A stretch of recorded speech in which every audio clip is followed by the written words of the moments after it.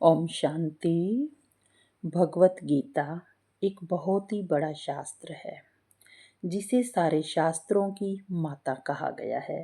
भगवत गीता में धर्म सत्ता, समाज सत्ता, राज्य सत्ता और आर्थिक सत्ता चारों प्रकार की समस्याओं का निवारण मिलता है। इसे हर समस्या को सोल्व करने वाला ग्रंथ कहा गया है। अर्थात कहने का भाव है कि यह ज्ञान संसार के हर व्यक्ति की समस्या को दूर करने में मदद करता है।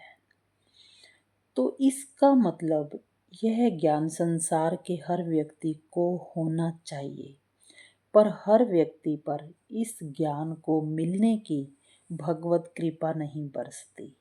यहाँ तक कि श्री कृष्ण लीला के प्रेमी, श्री कृष्ण के पक्के भक्त, प्रभु प्रेम में डूबे रहने वाले भी सभी भक्तों के भाग्य में यह ज्ञान वर्षा नहीं होती, क्योंकि परमात्म प्रेम एक अलग चीज है, परमात्म ज्ञान दूसरी चीज है। पर भगवत गीता परमात्म प्रेम और परमात्म ज्ञान दोनों का संगम है। परमात्म प्रेम और परमात्म ज्ञान दोनों का संगम है भगवत गीता। और यह पात्रता पूर्णतया अर्जुन में दिखाई देती है। भगवत गीता का मुख्य पात्र अर्जुन बहुत ही ब्यूटीफुल पात्र है। वही सही मायने में अधिकारी है इस ज्ञान को लेने का। तो इस सच्चे ज्ञान को लेने का पात्र जो है उसके बारे में अब हम थोड़ा समझते हैं कि श्री कृष्ण ने भी अर्जुन को ही पसंद कर रखा गीता ज्ञान देने के लिए। तो क्यों? अर्जुन वह है, हम अब कुछ विशेषताएं अर्जुन के बारे में जानेंगे कि अर्जुन वह है जिसे लग रहा है कि राज्य तो इस संसार की तुच्छ सी चीज है, जिसको पाने के लिए यानी कि राज्य को पाने के लिए भाई बंधुओं को मारना उचित नहीं है। वह अपना हक भी छोड़ देना चाहता है। तो यह है अर्जुन। अर्जुन वह है जिसने समझ लिया है अच्छे से कि राज्य के बिना भी जिया जा सकता है, अर्थात त्याग की भावना। 5 गांव ही काफी हैं, थोड़े में भी गुजारा किया जा सकता है। जिसकी ऐसी सोच है वह है अर्जुन। आगे हम समझते हैं कि अर्जुन वह है जिसने अपने हृदय की हर बात श्री कृष्ण के साथ साझा की है। उसका हर कार्य श्री कृष्ण की राय से हुआ है, युद्ध से पहले भी और अब भी। श्री कृष्ण को हृदय की बात बता रहा है कि हे मेरे नाथ, मेरे पांव कांप रहे हैं, शरीर जल रहा है, बलहीन महसूस कर रहा हूँ, धनुष नहीं पकड़ा जा रहा। क्यों? ऐसा उसके साथ क्यों हो रहा है जो शरीर में इतनी डिफरेंट सी घबराहट, सेंसेशन, बलहीनता की महसूसता?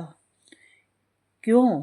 क्योंकि उसे भाई बंधुओं को मारना ठीक नहीं लग रहा, पापकर्म लग रहा है। श्री कृष्ण से प्रेम है इसलिए उसे सारथी बनाया है।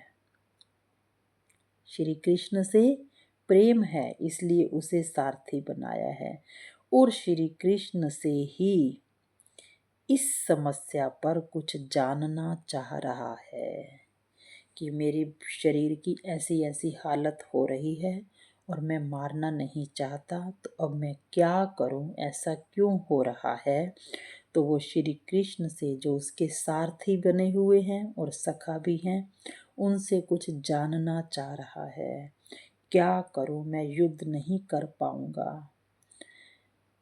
या कहने का भाव है कि अर्जुन वह है जो अंदर से सॉफ्ट है, कोमल है, किसी को मारना नहीं चाहता, वह है अर्जुन। और बाहर से है महाबली। बाहर से कौन है वो? महाबली। उसके पास इतना बल है, इतनी पावर है कि वो युद्ध में हरा सकता है। अंदर से सॉफ्ट है। तो अर्जुन के अंदर ऐसा संकल्प आया कि मैं इनको मार नहीं सकता। तो ये बात साफ दिखाती है, मैं इनको मार नहीं सकता, यानी कि मारना नहीं चाहता। तो ये बात साफ दिखाती है कि उसे अपनी विजय पर पूरा भरोसा है, अपने बाहुबल पर पूरा भरोसा है। उसे पता है कि उसके बाणों के सामने कोई टिक नहीं पाएगा। यदि युद्ध हुआ तो 100% वो मारे जाएंगे। यानी कि इतना बाहुबल है, इतना अपने आप पर विश्वास है कि विजय हमारी होगी, तो सामने वालों को मरना पड़ेगा।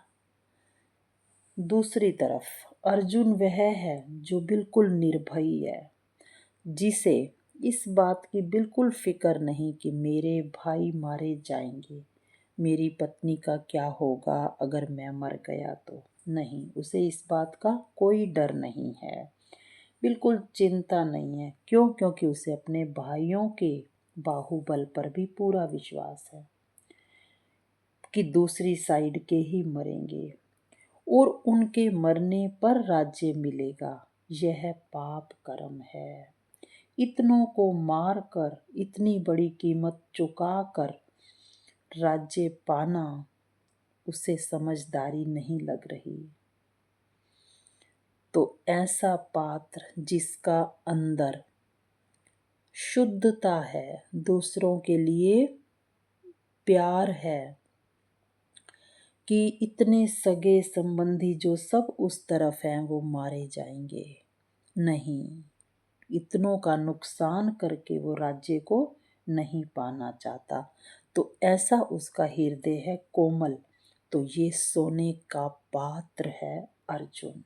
उसकी यह स्थिति दर्शाती है कि इस पात्र के अंदर ज्ञान 100% टिकेगा। जिस अर्जुन को कोई हरा नहीं सकता, ऐसा अर्जुन आज हारा हुआ है। किससे हारा हुआ है? अपने ही मोह से। और वो मोह ऐसा है जो प्रेम का ही रूप दिख रहा है, क्योंकि उसमें दूसरों का कल्याण समाया है, अपना त्याग समाया है, पूरे राज्य का हित समाया है। जिस मन में प्रेम तो है, पर उसमें मोह भी है। उस प्रेम में मोह भी मिक्स है कि कहाँ युद्ध करना है और कहाँ नहीं करना। तो उसको इस बात की समझ नहीं है। तो ऐसे अर्जुन को चाहिए, कौन चाहिए? सच्ची समझ देने वाला, गीता ज्ञान श्री कृष्ण से। क्या चाहिए उसको? श्री कृष्ण से जो सच्चा गीता ज्ञान मिलना चाहिए, वो उसको इस वक्त जरूरत है। श्री कृष्ण से प्रेम होना एक अलग बात है, पर उसकी ये पात्रता एक अलग चीज है जिस पर वो पूरा खरा उतर गया है। श्री कृष्ण जो पारखी हैं, उन्होंने परख लिया है कि यही पात्र है सही मायने में इस सुंदर ज्ञान को लेने का हकदार। अर्जुन वह है जिसके रथ पर सारथी रूप में तो श्री कृष्ण हैं और ध्वजा पर हनुमान जी। ऐसे पात्र के लिए है गीता ज्ञान। अर्जुन की और भी बहुत सारी खासियत है। अर्जुन वह है जो युद्ध शुरू होने का वक्त आ गया। दोनों सेनाएं सामने हैं, पर निष्पक्ष होकर एक बार श्री कृष्ण को रथ को बिल्कुल मध्य में ले जाने के लिए कहते हैं। दोनों सेनाओं को देखना चाहते हैं। क्यों? आखिर क्यों देखना चाहते हैं? क्या अर्जुन ये नहीं जानते कि कौरवों की सेना में कौन कौन है? बहुत अच्छी तरह से जानते हैं, सबके बारे में जानते हैं और सबकी शक्ति के बारे में भी अच्छे से जानते हैं। भीष्म, पितामह, द्रोणाचार्य, दुर्योधन, उस दुशासन, उधर वाले सब संबंधियों को, सेनानियों को अच्छे तरीके से जानते हैं और अपनी साइड की सेना को भी अच्छी तरह से जानते हैं कि सामने वाले पक्ष शत्रु के मुकाबले में बहुत कम है हमारी सेना। क्योंकि पिछले काफी वर्षों से राज्य कौरवों के पास था, राजधन भी कौरवों के पास था, सेना भी उनके पास थी, सेना को प्रशिक्षित करने की तैयारी भी उन्होंने ही की थी। पर अगर युद्ध हुआ तो विजय फिर भी हमारी ही होगी। इतना सब कुछ हस्तिनापुर का व्यर्थ जाएगा। इसलिए उनका मन युद्ध को स्वीकार नहीं कर पा रहा था। सब कुछ जानते हुए कि जीत हमारी निश्चित है, फिर भी मध्य में क्यों जाना चाहता है अर्जुन? जबकि एक बार जब युद्ध की तैयारी पूरी हो जाती है तो अहंकार यह कहता है कि बस अब लड़ो और मरो, अब लड़ो और मरो। क्योंकि जो जिस साइड खड़ा है उसे आगे पीछे का कुछ भी दिखाई नहीं देता और वह सोचता है कि मैं ही ठीक हूँ। अब सामने वाले के साथ लड़ो, युद्ध में आ चुके हैं, अब पीछे नहीं हटना। पर अर्जुन निष्पक्ष भाव से दोनों सेनाओं के मध्य में जाना चाहते हैं। देखना चाहते हैं कि ये जो कर्म होने जा रहा है कुछ गलत है, क्या है यह कर्म, कुछ समझना चाह रहे हैं। तो श्री कृष्ण समझ जाते हैं कि अर्जुन को फिलहाल लड़ना नहीं है, कुछ जानना है। श्री कृष्ण बहुत बड़े पारखी हैं जो जान जाते हैं कि पात्र पूरी तरह से तैयार है गीता ज्ञान के लिए। देखो, स्वयं भगवान जिसको पहचान लेते हैं। अर्जुन वह है जिसने पूरा दृढ़ निश्चय कर लिया है कि युद्ध में मुझे श्री कृष्ण चाहिए, सेना नहीं। और वो श्री कृष्ण से श्री कृष्ण को ही मांग लेते हैं। सेना, इतनी बड़ी सेना कौरवों को मिलती है, जबकि ये अज्ञातवास काट कर आए हैं और इनके पास सेना है भी कम, फिर भी इनको श्री कृष्ण ही चाहिए। ऐसा पात्र जो श्री कृष्ण के साथ टिक गया,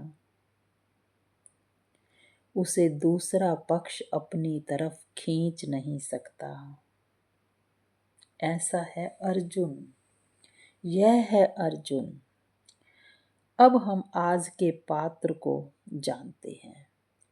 आज के समाज में जो गीता को ले रहे हैं, क्या उनके अंदर अर्जुन की क्वालिटी है? और वो पात्र कौन है? हम खुद। अब हम अपनी ही पात्रता को चेक करते हैं कि क्या मैं अर्जुन हूँ? क्या मेरे लक्षण अर्जुन से मिलते हैं? क्या मैं सच्ची सच्ची गीता जो शिव बाबा सुनाने आए हैं संगम पर, उसके लायक हूँ? तो नंबर 1, यदि ज्ञान की प्राप्ति से पहले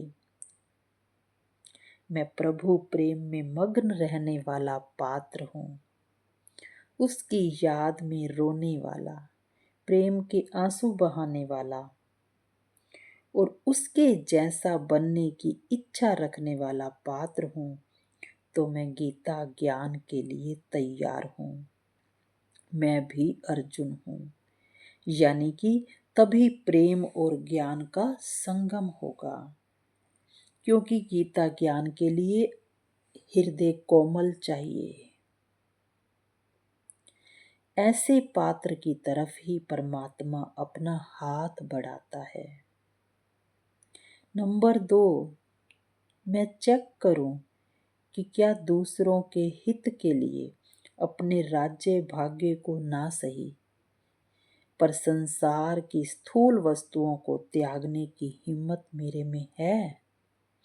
धन, वस्तु, वैभव से लगाव मुक्त रहना यदि मेरी वृत्ति में है, तो मैं पात्र अर्जुन की तरह ज्ञान लेने के लिए तैयार हूँ। यानी कि उसने तो राज्य भाग्य को त्यागने को तैयार हो गया, अपने हक को छोड़ने को तैयार हो गया, तो क्या मैं संसार की छोटी मोटी वस्तुओं को साइड पे कर सकता हूँ मैं पात्र दूसरों के हित के लिए। नंबर 3, क्या मैं इतना अपने वालों के प्रति मोह मुक्त हूँ कि मेरे अलावा मेरे भाई बंधुओं का चाहे नुकसान हो जाए, चाहे अपमान हो जाए, पर कोई मारा नहीं जाना चाहिए, चाहे वो शत्रु ही क्यों ना हो। कहने का भाव है कि शत्रु पक्ष की तरफ से मेरे अपने, जैसे कि अर्जुन के भाइयों का नुकसान हो रहा था, द्रौपदी का नुकसान हो रहा था, उनकी माँ दर दर भटक रही थी, तो अपने परिवार का चाहे नुकसान हो जाए, अपमान हो जाए, पर मैं फिर भी शत्रु को नहीं मारूंगा। इतना सॉफ्ट हृदय। तो ऐसा, क्या मैं पात्र ऐसा हूँ गीता ज्ञान लेने के लिए? नंबर 4, क्या मैं अर्जुन की तरह निष्पक्ष होकर मध्य जाकर सामने वाले की सीट पर बैठकर मन ही मन कोई निर्णय करता हूँ, या अपनी ही साइड आई एम राइट इस अहंकार के साथ सीट पर बैठकर युद्ध की शुरुआत कर देता हूँ? क्या मैं सखा भाव से परमात्मा के साथ प्यार करता हूँ और अपने दिल की सारी बात शेयर करता हूँ? क्या हर बात में, हर कर्म में उससे राय लेता हूँ? क्या युद्ध के मैदान में पहुंच जाने पर भी मैं साक्षी होकर अपनी चिंता, घबराहट, दिल का बैठना देख पाता हूँ और फिर उसका हल चाहता हूँ, या बाहरी कर्म में ही लग जाता हूँ, या अंदर को परिवर्तन करना चाहता हूँ? अगर ये क्वालिटीज हैं तो फिर मैं अर्जुन हूँ गीता ज्ञान लेने के लिए। आओ अब हम इसको आत्मा और परमात्मा के लेवल पर समझने की कोशिश करते हैं कि जब कोई आत्मा परमात्मा के साथ कंबाइंड रहती है, प्रेम मगन रहती है, जैसे अर्जुन और श्री कृष्ण वैसे भी सखा भाव में थे और युद्ध के मैदान में रथ पर, एक ही रथ पर दोनों सवार थे, तो इतनी नजदीक थे। तो ऐसे ही आत्मा भी अगर परमात्मा के साथ कंबाइंड रहती है, तो वह आत्मा अपने मन के अंदर चल रहे युद्ध को साक्षी होकर परमात्मा के साथ देख पाती है और निष्पक्ष निर्णय कर पाती है। क्यों? क्योंकि वो परमात्मा के साथ साक्षी होकर देख पा रही है और फिर निष्पक्ष निर्णय करती है। ऐसी आत्मा को जो एक तरफ तो कंबाइंड होने की वजह से मोहब्बत के झूले में झूल रही है, अतीन्द्रिय सुख के झूले में झूल रही है। उसने पहचान लिया है कि यह सुख संसारिक सुख से बहुत बड़ा है, इसलिए अपनी आंख उधर नहीं करती। वह संसार में कुछ करती नहीं, बस हो रहा है ऑटोमेटिकली। अपने आप में मगन, ऐसी परमात्मा मगन, प्रेम मगन आत्मा को परमात्मा गोद में बिठाकर ज्ञान लोरी सुनाते हैं, जैसे अर्जुन को श्री कृष्ण ने सुनाया। ज्ञान लोरी परमात्मा आत्मा को सुनाते हैं, जिस लोरी को सुनकर उसकी दिव्य बुद्धि का ताला खुल जाता है और वह इच्छा मात्रम अविद्या आत्मा, एक बल एक भरोसा आत्मा, अर्थात जिसको एक पर ही निश्चय है, जैसे अर्जुन को श्री कृष्ण पर था, आत्मा को परमात्मा पर है, शिव पिता पर है, वह सत्य प्रकाश से, सत्य ज्ञान से भरपूर हो जाती है। अर्थात लोरी सुनाकर शिव बाबा उसको ज्ञान स्वरूप बना देते हैं। बना क्या देते हैं? उसके ज्ञान को इमर्ज कर देते हैं और सारा ज्ञान मर्ज हो जाता है और ज्ञान का प्रकाश पूरी तरह से ऊपर आ जाता है और उसके चेहरे चलन पर हनुमान का ध्वज लहराता है, अर्थात सारथी शिव बाबा। और जैसे हनुमान जी ने हमेशा राम जी की निस्वार्थ मदद की, कभी भी मदद ली नहीं हनुमान जी ने राम जी से अपने लिए कभी मदद नहीं ली, राम जी की मदद करी। लक्ष्मण मूर्छा के समय भरत की मदद करी, सीता को ढूंढने में मदद करी। तो वो जो कंबाइंड आत्मा है, उसको भी फिर परमात्मा विश्व कल्याण के कार्य के लिए यूज करते हैं और वह आत्मा सदा अपने मन का भी अवलोकन करती रहती है और सत्यता का प्रकाश फैलाती रहती है, जिससे संसार का कल्याण ऑटोमेटिकली होता रहता है। तो हमने बहुत सारी अपनी चेकिंग की, कुछ चेकिंग और करते हैं कि आत्मा बाबा के साथ मन की व्याकुलता, बॉडी की सेंसेशन देख रही है, चेंज देख रही है। जो आत्मा बाबा के साथ कंबाइंड होकर मन की व्याकुलता, बॉडी की सेंसेशन, घबराहट, टेंशन सब देख रही है, बॉडी में होता हुआ चेंज भी देख रही है। अच्छा नहीं फील हो रहा, कुछ तो गड़बड़ है, घबराहट है, चिंता है, किसी का बुरा ना हो जाए। एक बार फिर विचार कर लो, परमात्मा से राय ले लो। तो ऐसी आत्मा है, विशेष आत्मा, दूसरे को शत्रु मानने के लिए बहुत सारी कल्पनाएं, मान्यताएं करनी पड़ती हैं। अर्जुन जो मध्य में गया, तो हम मध्य में जाने में डरते हैं। मध्य में जाने से यहाँ मीनिंग है कि यहाँ जैसे एक साधारण व्यक्ति है, छोटी छोटी बुराइयां करके दूसरे को शत्रु बना लेता है, छोटी छोटी मान्यताएं दूसरों के प्रति बनाकर, कमियां निकालकर उनके प्रति कुछ धारणाएं, उल्टी सीधी कल्पनाएं करके दूरी बना लेता है और उनको पराया देखता है, जिससे खुद का या तो ईगो माइंड बढ़ता है और या फिर उदासीन होता है, हीन भावना आती है। जैसे किसी के मन में ये आता है कि ये लोग ऐसे हैं, मेरा बोलने का, बात करने का इनके साथ दिल ही नहीं करता। ये साधारण मनुष्य की बात चल रही है।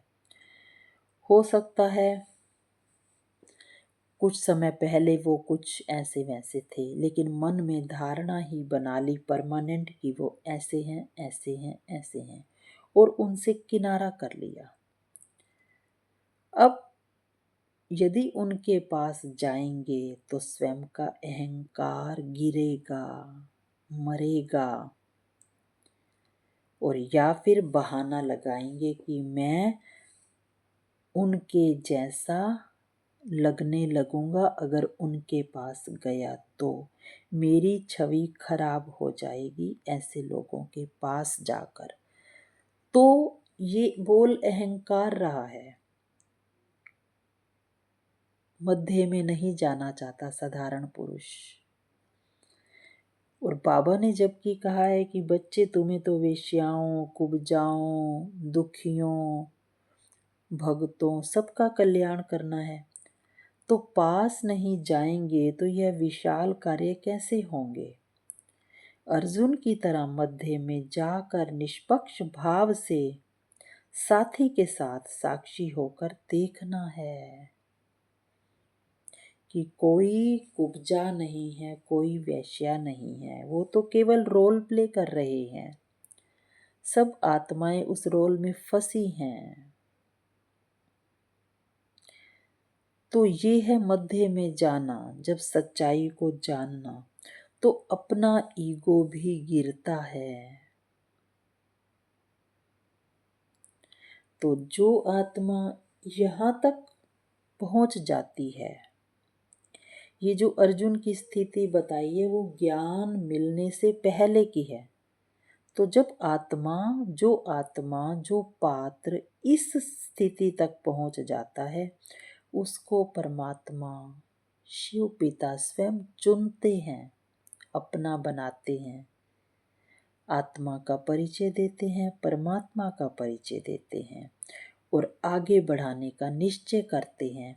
सोच लेते हैं कि यह पात्र तैयार है, ज्ञान के बारे में जानना चाहता है, अपने क्रोध पर विजय पाना चाहता है, अहंकार को छोड़ना चाहता है। तो बीच में हलचल आती है, अहंकार जो है, ईगो माइंड डिस्टर्ब करता है, पर परमात्मा ऐसे मन को, ऐसे पात्र को, अहंकार रूपी शत्रु को, हलचल रूपी शत्रु को, बुराइयों रूपी शत्रु को, अंदर चल रहे, मन के अंदर चल रहे महाभारत के युद्ध को समाप्त कैसे करना है, युद्ध पर विजय कैसे पानी है, सिखाते हैं। तो हमें चेक करना है कि क्या मैं सचमुच में अर्जुन सही हूँ। वैसे तो जो बच्चे बाबा के बने हैं तो वो इस लायक हैं, तभी तो परमात्मा ने चुना है। तो हमें इस बात का नशा होना चाहिए, अपने अपने पर पूरा निश्चय होना चाहिए कि मैं विशेष आत्मा हूँ, परमात्मा ने मुझे चुना है। अब चुना है तो आरंभ मुश्किल है, अंत तो आसान है। अर्थ कहने का भाव है कि आरंभ, ऐसा पात्र परमात्मा को मिलना मुश्किल है, मिल जाए तो फिर बनाना, विजय दिलवाना तो उसके हाथ में है और वो बहुत इजी है। तो अगर हम ऐसे पात्र हैं, तैयार हैं, तो अब हमें आगे के लिए निश्चिंत हो जाना चाहिए कि बाकी का काम स्वयं परमात्मा का है, वो स्वयं संभाल लेगा। बस समर्पित भाव से साथ रहना है, जैसे अर्जुन ने श्री कृष्ण को नहीं छोड़ा। ओम शांति। शुक्रिया मीठे बाबा, प्यारे बाबा, भोले बाबा, शुक्रिया।